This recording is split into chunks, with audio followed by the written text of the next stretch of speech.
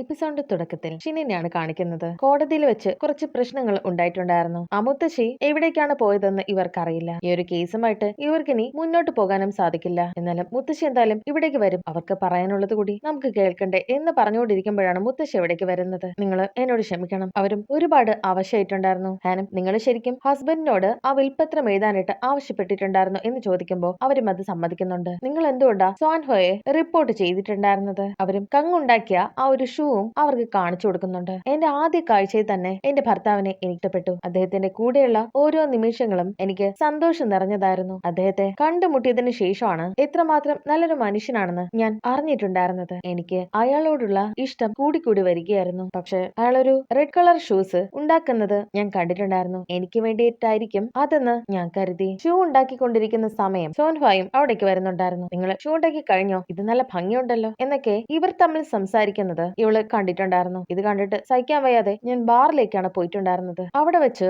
ഒരാളോട് ബോധമില്ലാതെ എന്റെ മനസ്സിലുള്ള കാര്യങ്ങളെല്ലാം ഞാൻ പറഞ്ഞു പോയതാണ്. അയാൾക്ക് മറ്റാരോടാണ് ഇഷ്ടം? അയാൾ എന്തിനാ നോർത്ത് കൊറിയയില് മകനെ ഉപേക്ഷിച്ചിട്ട് വന്ന ആ ഒരു സ്ത്രീയെ ഇഷ്ടപ്പെട്ടത്? അതിനുശേഷമാണ് അവളെയും പോലീസ് അറസ്റ്റ് ചെയ്ത് കൊണ്ടുപോയിട്ടുണ്ടായിരുന്നത്. ബാറിൽ വെച്ച് ഞാൻ കണ്ട ആ മനുഷ്യൻ ഒരു ഡിറ്റക്റ്റീവ് ആയിരുന്നു. അയാൾ കാരണമാണ് അവൾക്ക് പോകേണ്ടതായിട്ട് വന്നിട്ടുണ്ടായിരുന്നത്. അതിനുശേഷം മനസമാധാനത്തോടു കൂടി ഞാൻ ഇരുന്നിട്ടില്ല. കഴിക്കാനോ ഉറങ്ങാനോ ഒന്നും തന്നെ എനിക്ക് സാധിച്ചില്ല. കങ്ങിനെ എനിക്ക് ഫേസ് ചെയ്യാൻ ബുദ്ധിമുട്ടായിരുന്നു. പക്ഷെ ഒരു ദിവസം അവൻ എന്നോട് വന്ന് എന്നോട് പറഞ്ഞു, നീ സങ്കടപ്പെടണ്ട, നിനക്ക് എന്തെങ്കിലും സംഭവിച്ചാലോ? അതെന്നെ വല്ലാതെ തളർത്തി. ഞാൻ എന്താണ് ചെയ്തു വെച്ചതെന്ന് എനിക്ക് അദ്ദേഹത്തോട് പറയാനായിട്ട് സാധിക്കില്ലല്ലോ. എന്നിരുന്നാലും എന്നെ അദ്ദേഹം ഒരുപാട് സമാധാനിപ്പിച്ചു. ഞങ്ങൾക്ക് രണ്ടുപേർക്കും ഒരുപാട് വിഷമം ഉണ്ടായിരുന്നു. ഞങ്ങൾ ഒരുപാട് അടുത്തു. അദ്ദേഹത്തെ ഞാൻ കല്യാണം കഴിച്ചു. 50 വർഷം അങ്ങനെ തന്നെ ജീവിച്ചു. ആ സമയം മുഴുവൻ അദ്ദേഹം എന്നെയും മകനെയും ഒരുപാട് നോക്കിയിട്ടുണ്ടായിരുന്നു. പക്ഷെ എനിക്ക് കുറ്റബോധമായിരുന്നു. അദ്ദേഹം ഇഷ്ടപ്പെട്ട ആ ഒരു സ്ത്രീയോട് ഞാൻ ചെയ്ത കാര്യങ്ങളോർത്ത് ഞാനും വിഷമിക്കുകയായിരുന്നു. ഞാൻ കാരണമാണ് അവര് മരിച്ചിട്ടുണ്ടായിരുന്നത്. അതുകൊണ്ടാണ് ഞാനൊരു തീരുമാനം എടുത്തിട്ടുണ്ടായിരുന്നത്.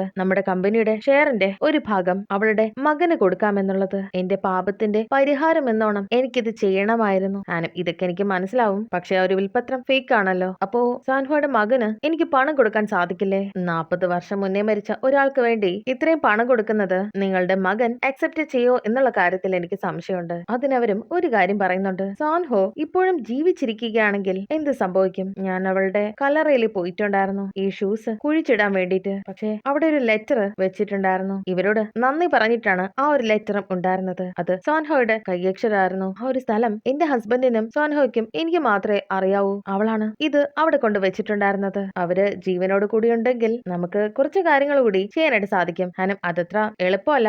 ആരാണ് അവിടെ കത്ത് കൊണ്ട് വെച്ചതെന്ന് നമുക്കറിയില്ലല്ലോ. അവരെ നമുക്ക് കണ്ടുപിടിക്കണ്ടേ എന്ന് പറഞ്ഞ് ഹാനം ഇറങ്ങി പോകുന്നുണ്ട്. എന്ത് പറ്റിയെന്ന് അവനും ചോദിക്കുന്നുണ്ട്. നാളെ ഞാൻ എന്തായാലും സുപ്പീരിയറിനെ കാണാൻ വേണ്ടിയിട്ട് പോകുന്നുണ്ട്. അവര് സെറ്റിൽമെന്റിന് വിളിക്കുകയാണെങ്കിൽ ആ ഓഫർ ഞാൻ സ്വീകരിക്കും. ഇവിടെ സുപ്പീരിയറും ആ മുത്തശ്ശിയുടെ മകനോട് സംസാരിച്ചിരിക്കുകയായിരുന്നു. എന്തായാലും നമ്മളെ കേസ് ജയിക്കുമെന്ന കാര്യത്തിൽ സംശയമില്ല. വിൽപത്രം എന്തായാലും ഫേക്ക് ആണല്ലോ. അവരെന്തായാലും ഈ ഒരു കേസ് അവസാനിപ്പിക്കാനായിട്ട് ശ്രമിക്കും. അതുകൊണ്ട് നിങ്ങൾക്ക് ഇഷ്ടമുള്ള പണം മാത്രം അവർക്ക് കൊടുത്താൽ മതി. അതിനവനും, നിങ്ങൾ എന്തുകൊണ്ടാ എന്റെ അമ്മയാണ് ആ സ്ത്രീയെ ഒറ്റിക്കൊടുത്തതെന്ന് പറയാത്തത്? അവര് ജയിലിൽ വെച്ച് മരിച്ചും പോയിട്ടുണ്ടായിരുന്നു. അതിനവനും, നേരത്തെ പറയാത്തത് ചില ആവശ്യമില്ലാത്ത ഇമോഷൻസ് നമ്മുടെ ട്രയലിനെ തടസ്സപ്പെടുത്തും. നിങ്ങളുടെ ലക്ഷ്യവും നിങ്ങളുടെ ഫാദറിന്റെ എസ്റ്റേറ്റ് കൈവിടാതെ സൂക്ഷിക്കണമെന്നല്ലേ? അത് നിറവേറ്റാനായിട്ട് സാധിക്കില്ലേ? അവനും നല്ല ദേഷ്യമുണ്ട്. ഞാനാദ്യം എന്റെ അമ്മയോടൊന്ന് സംസാരിക്കട്ടെ, എന്നിട്ട് ബാക്കി കാര്യങ്ങൾ തീരുമാനിക്കാം. ആ സമയം ഹാനും സുപ്പീരിയറിനെ കാണാൻ വേണ്ടിയിട്ട് അവിടേക്ക് വരുന്നുണ്ടെന്ന് അസിസ്റ്റന്റ് പറയുമ്പോ അവന് നല്ല സന്തോഷമാകുന്നുണ്ട്. ഞാൻ വിചാരിച്ചതിനേക്കാളും നേരത്തെ ഇവിടേക്ക് വന്നിട്ടുണ്ടായിരുന്നല്ലോ. നിങ്ങളുടെ അച്ഛനിപ്പോ എങ്ങനെയുണ്ട് എന്നൊക്കെ തിരക്കുന്നുണ്ട്. നിങ്ങൾക്ക് ഇവിടേക്ക് തിരിച്ചു വരാനായിട്ട് താല്പര്യമുണ്ടോ? നിങ്ങൾക്ക് വേണ്ടി ഒരു ഓഫീസ് ഇവിടെ റെഡിയാണ്. ഞാൻ വന്ന കാര്യം പറയാം. ഈ ഒരു കേസ് അവസാനിപ്പിക്കണം. ഷെയറിന്റെ 1/3 ഭാഗം സാൻഹോയുടെ മകന് കൊടുക്കാൻ ബുദ്ധിമുട്ടായിരിക്കുമെന്ന് എനിക്കറിയാം. അതുകൊണ്ട് മൊത്തം ആസ്തിയുടെ 10% അവന് കൊടുക്കാനായിട്ട് സാധിക്കണം. 40 വർഷം മുന്നേ മരിച്ചു പോയ അവർക്ക് വേണ്ടി ഇങ്ങനൊരു കാര്യം ചെയ്യാനായിട്ട് നിങ്ങൾ ശ്രമിക്കോ? ഈ ഐഡിയ നിങ്ങളുടേതായിരിക്കില്ല, അത് ഷിൻ ആയിരിക്കും അല്ലേ? നിങ്ങൾ ഒരുപാട് മാറിപ്പോയി. ഷിൻ ഇന്നലെ കോടതിയില് വളരെ വിയേർഡ് ആയിട്ടാണ് പെരുമാറിയിട്ടുണ്ടായിരുന്നത്. അത് നിങ്ങളും കണ്ടതല്ലേ? അതിനോളം ഷിൻ എന്നെക്കാളും വ്യത്യസ്തനാണ്. അതുകൊണ്ടാണ് എനിക്ക് അവനെ ഇത്രയും ഇഷ്ടം. അപ്പൊ ഞാനോ? എന്ത്? അല്ല, ഇവിടെ ഈ ഇൻസ്റ്റിറ്റ്യൂട്ടില് നിങ്ങളുടെ സേവനം ആവശ്യമാണ്. അത് വേണ്ട, ഇവിടെ എന്നെക്കാളും നല്ല ഒരുപാട് വക്കീലന്മാരുണ്ട്. സുപ്പീരിയറും എന്തായാലും സെറ്റിൽമെന്റിന് ഞങ്ങൾ സമ്മതിക്കുന്നില്ല. അവളും, എന്നാ വേണ്ട, ഞങ്ങൾക്ക് മറ്റൊരു വഴി ഉണ്ട് എന്ന് പറഞ്ഞു പോകുന്നുണ്ട്. ഇവിടെ മുത്തശ്ശിയും സോൻഹോയെ കണ്ടെത്താനായിട്ട് എന്തെങ്കിലും മാർഗമുണ്ടോ എന്ന് ചോദിക്കുന്നുണ്ട്. ഷിനും, നിങ്ങളോട് ആരാണ് സോൻഹോ മരിച്ചു എന്നുള്ള കാര്യം പറഞ്ഞിട്ടുണ്ടായിരുന്നത്? അവരുടെ ഒരു ചാരവും നിങ്ങൾക്ക് കിട്ടിയിട്ടുണ്ടായിരുന്നു. അതിനവരും, അത് അവളുടെ വക്കീലാണ് കൊണ്ടു തന്നിട്ടുണ്ടായിരുന്നത്. അവള് മരിച്ചെന്ന കാര്യവും ആള് തന്നെയാണ് പറഞ്ഞത്. ഒരുപാട് കാലമല്ലേ, ആളുടെ ഫോൺ നമ്പർ ഒന്നും തന്നെ എനിക്ക് അറിയില്ല. അപ്പോഴാണ് ഹാൻ അവിടേക്ക് വരുന്നത്. നമുക്ക് വക്കീലന്മാരുടെ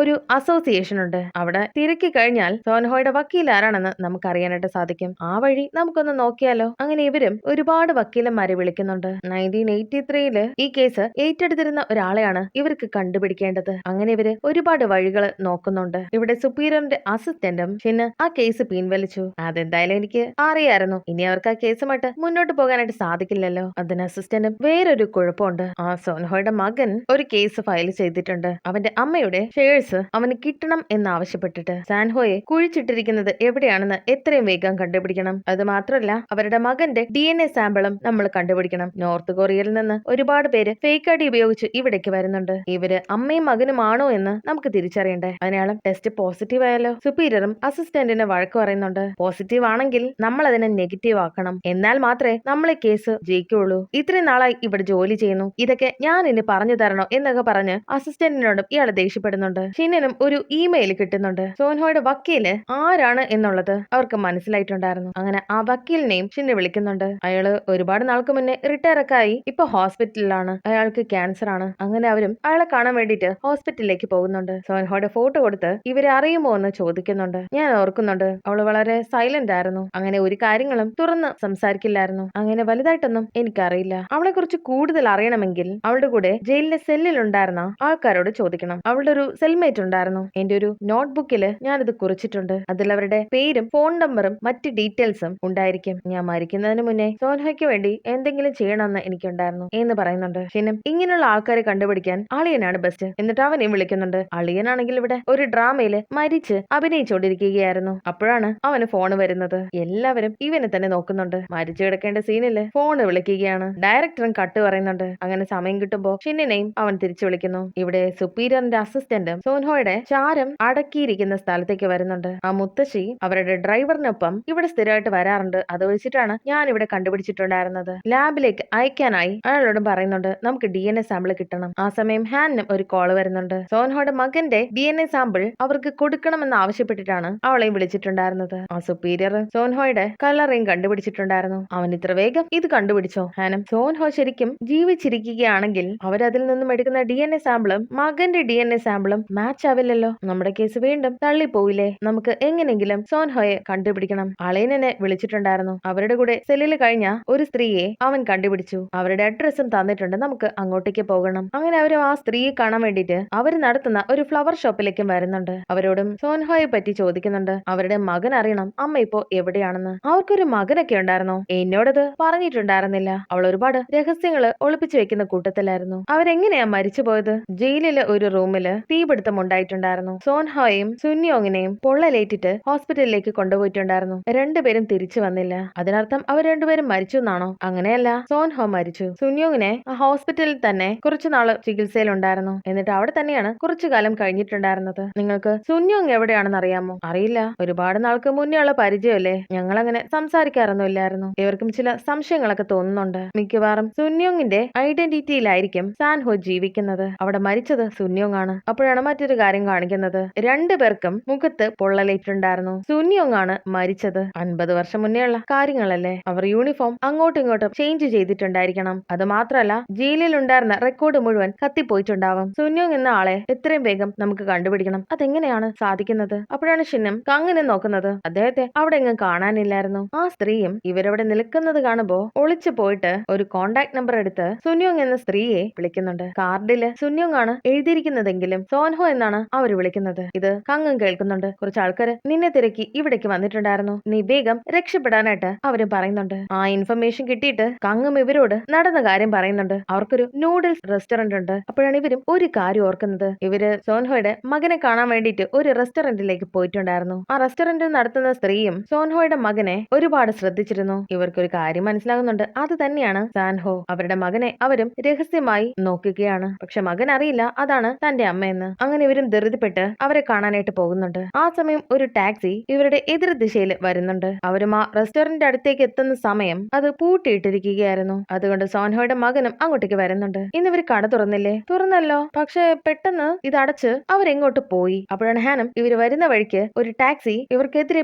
പോയിട്ടുള്ള കാര്യം ഇവളും ഷിന്നിനോട് പറയുന്നത്. അങ്ങനെ വേഗം ഇവരും പോകുന്നുണ്ട്. അങ്ങനെ ഷിന്നും അവരുള്ള സ്ഥലം കണ്ടുപിടിക്കുന്നുണ്ട്. ഷിന്നും ഒരു കാര്യം ഹാനിനോട് ചോദിക്കുന്നുണ്ട്. നമ്മൾ ചെയ്യുന്ന കാര്യങ്ങളൊക്കെ ശരിയാണോ? അവര് ജീവനോട് കൂടി എത്തിയത് തന്നെ വലിയ ഭാഗ്യമാണ്. അത് മാത്രല്ല വളരെ രഹസ്യമായിട്ട് അവരുടെ മകന് ആഹാരവും വെച്ചു കൊടുക്കുന്നുണ്ട്. നമ്മള് ഇല്ലായിരുന്നെങ്കിൽ അവരിപ്പോഴും അവരുടെ മകന് ഭക്ഷണം ഉണ്ടാക്കി കൊടുക്കുമായിരുന്നു. നിങ്ങൾ പറയുന്നത് എനിക്ക് മനസ്സിലാകും. ഞാൻ ഒറ്റയ്ക്ക് അവരോട് പോയി സംസാരിക്കാം. അവര് വേണ്ട എന്ന് പറയുകയാണെങ്കിൽ ഞാൻ അവരെ നിർബന്ധിക്കില്ല. ഹാനം അവരോട് വന്ന് സംസാരിക്കുന്നുണ്ട്. ഞാനൊരു വക്കീലാണ്. നിങ്ങൾ സോൻഹോയല്ലേ? എനിക്ക് അങ്ങനെ ഒരാളെ അറിയില്ല എന്നൊക്കെ പറഞ്ഞ് അവര് പോകാൻ നേരം നിങ്ങൾ മരിച്ചെന്ന് എന്തിനാ എല്ലാവരെയും വിശ്വസിപ്പിച്ചത്? അത് മകന്റെ അടുത്ത് നിന്ന് പോലും നിങ്ങൾ രഹസ്യമായിട്ട് സൂക്ഷിച്ചു. നിങ്ങൾക്കൊരു ജോൺ ഹൂയിയെ ഓർമ്മയുണ്ടോ? അൾഷിമേഴ്സ് ബാധിതനായ ഹസ്ബൻഡിനെ കൊണ്ട് അവരൊരു വിൽപത്രം എഴുതിച്ചിട്ടുണ്ടായിരുന്നു. അതില് ഐഡിയൽ ഷൂസിന്റെ കുറച്ച് ഷെയർ സോൻഹോയുടെ മകന് കൊടുക്കണമെന്ന് അവര് എഴുതി ചേർത്തിട്ടുണ്ടായിരുന്നു. അവര് വിശ്വസിക്കുന്നത് അവര് കാരണമാണ് നിങ്ങൾ മരിച്ചതെന്നാണ്. പോലീസിനോട് അവള് നിങ്ങളെ കുറിച്ച് പറഞ്ഞതുകൊണ്ടാണ് നിങ്ങളെ അറസ്റ്റ് ചെയ്തതെന്നാണ് അവരും വിശ്വസിക്കുന്നത്.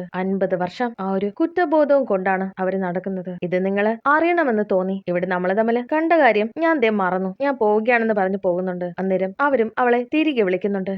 ഇവിടെ ഷിനും ഓടിക്കിതച്ച് മുത്തശ്ശിയുടെ അടുത്തേക്കും വരുന്നുണ്ട്. നമ്മള് അവരെ കണ്ടുപിടിച്ചു. അങ്ങനെ ഷിനിന്റെ ഓഫീസിലേക്കും അവര് പോകുന്നുണ്ട്. അവിടെ വെച്ച് അവരും സോൻഹോയെ കാണുന്നുണ്ട്. നിങ്ങള് ജീവനോട് കൂടി ഉണ്ടായിരുന്നോ? നിങ്ങൾ മരിച്ചു എന്നാണ് ഞാൻ കരുതിയത്. എന്നോട് നീ ക്ഷമിക്കണം. എല്ലാത്തിനും കാരണം ഞാനാണ്. എന്റെ മണ്ടത്തരം കാരണമാണ് ഇതൊക്കെ നടന്നത്. ഇത് നിങ്ങളുടെ കുറ്റമൊന്നുമല്ല. നിങ്ങൾ അങ്ങനെയാണ് വിചാരിക്കുന്നതെന്ന് നിങ്ങളുടെ വക്കീല് എന്നോട് പറഞ്ഞിട്ടുണ്ടായിരുന്നു. അതുകൊണ്ട് ഞാനൊരു കാര്യം പറയാം. നിങ്ങള് ആ ഒരു ഡിറ്റക്റ്റീവിനോട് എന്നെ കുറിച്ച് പറയുന്നതിന് മുന്നേ എന്നെ ആരോ നിരീക്ഷിക്കുന്നുണ്ടെന്ന് എനിക്ക് തോന്നിയിട്ടുണ്ടായിരുന്നു. നോർത്ത് കൊറിയയിൽ നിന്ന് എന്റെ മകൻ രക്ഷപ്പെടാനായിട്ട് ശ്രമിച്ചിട്ടുണ്ടായിരുന്നു. അവന്റെ കത്ത് കിട്ടിയാൽ ഉടനെ തന്നെ ഇവിടെ നിന്ന് പോകണമെന്നാണ് ഞാൻ കരുതിയിട്ടുണ്ടായിരുന്നത്. പക്ഷെ അവരെന്നെ കണ്ടെത്തി. നിങ്ങള് ഇല്ലായിരുന്നെങ്കിലും എന്നെ അവർ അറസ്റ്റ് ചെയ്യുമായിരുന്നു. എന്നാലും എന്നോട് നീ ക്ഷമിക്കണം എന്നൊക്കെ പറഞ്ഞ് അവരും കരയുന്നുണ്ട്. ശേഷം ഈ മുത്തശ്ശിയുടെ മകനും അവരെ ഒളിച്ചു നിന്ന് കാണുന്നുണ്ടായിരുന്നു. അതിന്റെ കാരണക്കാരൻ ഷിന്നാണ്. അവനും മുത്തശ്ശിയുടെ മകനെ കാണാനായിട്ട് പോയിട്ടുണ്ടായിരുന്നു. സോൻഹോയുടെ കാര്യവും അവര് ജീവിച്ചിരിപ്പുണ്ടെന്നും അവനോട് പറയുന്നുണ്ട്. നിങ്ങളുടെ വക്കീൽ എന്തായാലും അവരെ കണ്ടുപിടിക്കും. ഇത്രയും വർഷം അവര് മറ്റൊരാളുടെ ഐഡന്റിറ്റിയിലാണ് ജീവിച്ചിട്ടുണ്ടായിരുന്നത്.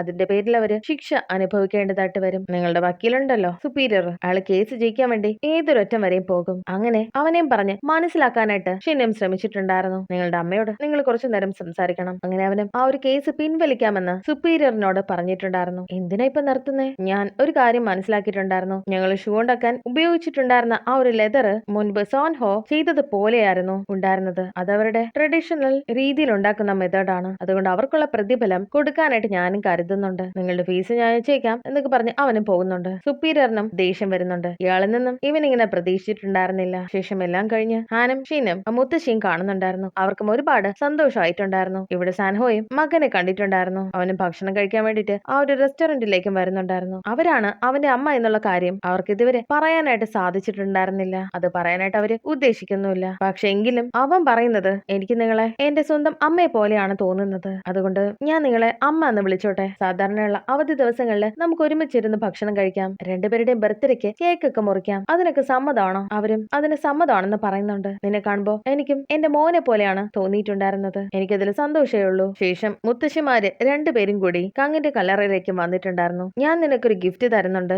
എന്ന് പറഞ്ഞ് കങ്ങുണ്ടാക്കിയ ഒരു ഷൂസും അവർക്ക് കാണിച്ചു കൊടുക്കുന്നുണ്ട്. ഇത് ഞാൻ തരുന്നതല്ല, കങ്ങ് തരുന്ന ഗിഫ്റ്റ് ആണ്. അതിന് ഈ ഷൂസ് എനിക്കുള്ളതല്ലല്ലോ. നിങ്ങൾ രണ്ടുപേരും ആ ദിവസം ഷോപ്പിൽ നിൽക്കുന്നത് ഞാൻ കണ്ടിട്ടുണ്ടായിരുന്നു. എനിക്ക് എല്ലാ കാര്യങ്ങളും മനസ്സിലായിട്ടുണ്ടായിരുന്നു. അത് നീ വിചാരിക്കുന്നത് പോലെയൊന്നുമല്ല. ഞാൻ നിന്നെ പറഞ്ഞ് മനസ്സിലാക്കി തരാം എന്ന് പറഞ്ഞിട്ട് അവരുടെ കാലിന്റെ അളവും ഷൂവിന്റെ അളവും അവർക്ക് കാണിച്ചു കൊടുക്കുന്നുണ്ട്. ഇത് കണ്ടില്ലേ, ഇത് എന്റെ അളവിലുള്ള ഷൂസ് അല്ല, നീ ഒന്ന് ഇട്ട് നോക്ക് എന്ന് പറഞ്ഞ് അവരും നിർബന്ധിക്കുന്നുണ്ട്. അതവർക്ക് കറക്റ്റ് പാകമായിരുന്നു. ശരിക്കും ഈ മുത്തശ്ശി വിചാരിച്ചത് പോലെ ആയിരുന്നില്ല കാര്യങ്ങള്. ഇവൾക്ക് എങ്ങനെയാണോ ആദ്യ നോട്ടത്തിൽ അവനെ ഇഷ്ടമായത്, അതേപോലെ തന്നെ ഇവളെ ആദ്യമായിട്ട് കണ്ട സമയത്ത് കങ്ങിനും ഇവളെ ഇഷ്ടമായിട്ടുണ്ടായിരുന്നു. അവള് പുറത്തുനിന്ന് നോക്കുന്നത് ഇവൻ കണ്ണാടിയിലൂടെ കണ്ടിട്ടുണ്ടായിരുന്നു. അന്ന് ഇവര് കണ്ട ആ ഒരു ഷൂസ് അത് സോൻഹയ്ക്ക് വേണ്ടിയിട്ടായിരുന്നില്ല, ഇവർക്ക് വേണ്ടിയിട്ടായിരുന്നു അവൻ നിർമ്മിച്ചിട്ടുണ്ടായിരുന്നത്. ഇവരെ തന്നെയായിരുന്നു അയാൾക്കും ഇഷ്ടം. അപ്പോഴാണ് അവർക്ക് കാര്യങ്ങളെല്ലാം തന്നെ മനസ്സിലാകുന്നത്. ഇത് നിങ്ങൾ എനിക്ക് വേണ്ടിയിട്ടാണോ പണിതിട്ടുണ്ടായിരുന്നത്? എനിക്കത് അറിയില്ലായിരുന്നു. ആദ്യ നോട്ടത്തിൽ നിന്നെ കണ്ടപ്പോൾ തന്നെ എനിക്ക് നിന്നെ ഇഷ്ടമായിട്ടുണ്ടായിരുന്നു. ഇപ്പോഴും അതിന് ഒരു കുറവും തന്നെ വന്നിട്ടില്ല.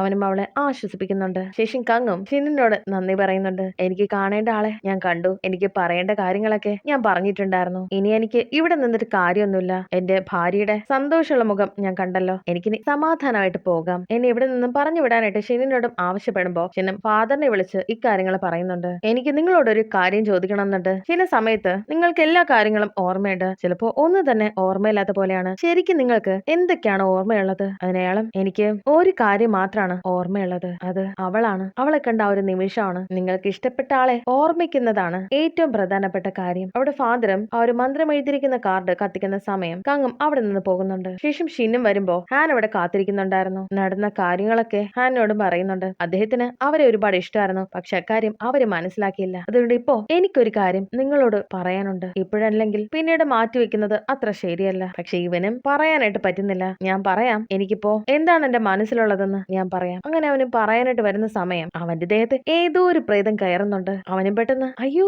ഒരു നായ്ക്കുട്ടിയല്ല നിൽക്കുന്നത് എന്ന് പറഞ്ഞിട്ട് അതിന്റെ അടുത്ത് ഓടി അതിനെ കൊഞ്ചിക്കൊണ്ട് നിൽക്കുന്നു. ഇയാൾക്ക് ഇതെന്താ പറ്റിയത്? പറഞ്ഞു വന്ന കാര്യം പോലും തീർത്തിട്ടുണ്ടായിരുന്നില്ല. എന്നാൽ എന്തായിരിക്കും എന്നൊക്കെ അവളും ചിന്തിക്കുന്നുണ്ട്. ഇവിടെ വെച്ച് എപ്പിസോഡ് അവസാനിക്കുന്നു.